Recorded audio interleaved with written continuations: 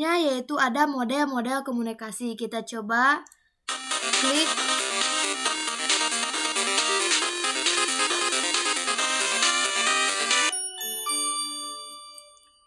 yang ke-11, ada model komunikasi linier. Nah, model ini merupakan model komunikasi yang dikemukakan oleh Claude Shannon and Warren Weaver pada tahun 1949 dalam buku The Mathematics of Communication. Mereka mendeskripsikan komunikasi sebagai proses linier karena tertarik pada teknologi radio dan telepon dan ingin mengembangkan suatu model yang dapat menjelaskan bagaimana informasi melewati berbagai saluran. Selanjutnya,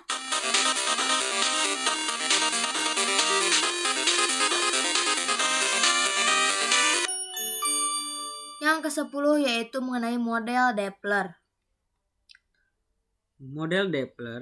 Model ini merupakan model komunikasi massa dengan menyisipkan perangkat media massa dan perangkat umpan balik. Model ini menggambarkan sumber, pemancar, penerima, dan tujuan sebagai fase yang terpisah dalam proses komunikasi massa, serupa dengan fase-fase yang digambarkan Scrum. Selanjutnya yaitu mengenai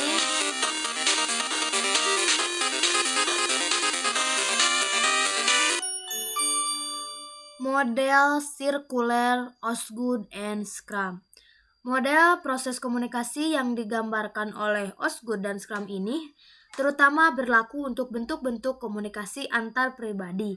Dijelaskan bahwa proses komunikasi berjalan secara sirkuler di mana masing-masing pelaku secara bergantian bertindak sebagai komunikator atau sumber dan komunikan ataupun penerima. Selanjutnya,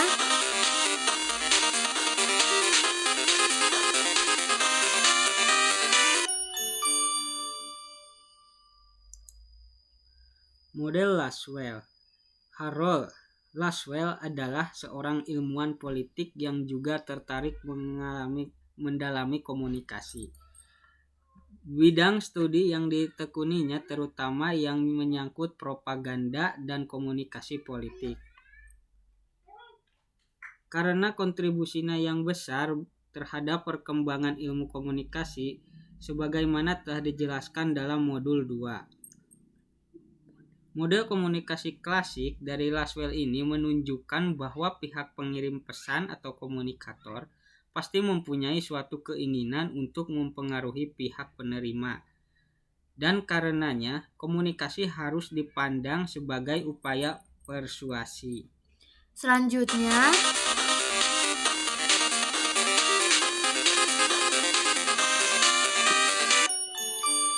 model stimulus respon atau SR. Model stimulus respon atau lebih populer dengan sebutan model SR menjelaskan tentang pengaruh yang terjadi pada pihak penerima atau receiver sebagai akibat dari komunikasi. Menurut model ini juga dampak atau pengaruh yang terjadi pada pihak penerima pada dasarnya menimpakan suatu reaksi tertentu dan stimulus atau rangsangan tertentu. Dengan demikian, besar kecilnya pengaruh serta dalam bentuk apa pengaruh tersebut terjadi tergantung pada isi dan penyajian stimulus.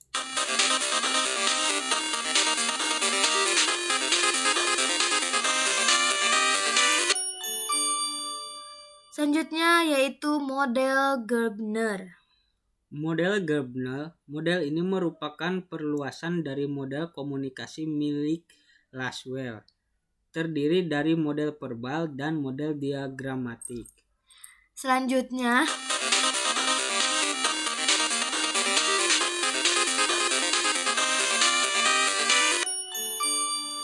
yang ketujuh, nomor 7 maksudnya, yaitu model Wesley and Magellan. Nah, model ini berbicara dalam dua konteks, yaitu komunikasi interpersonal dan massa. Dan perbedaan yang paling penting di antara komunikasi interpersonal dan massa ini yaitu ada pada umpan balik, di mana di interpersonal umpan balik berlangsung cepat dan langsung, sedangkan di komunikasi massa umpan baliknya bersifat tidak langsung dan lambat.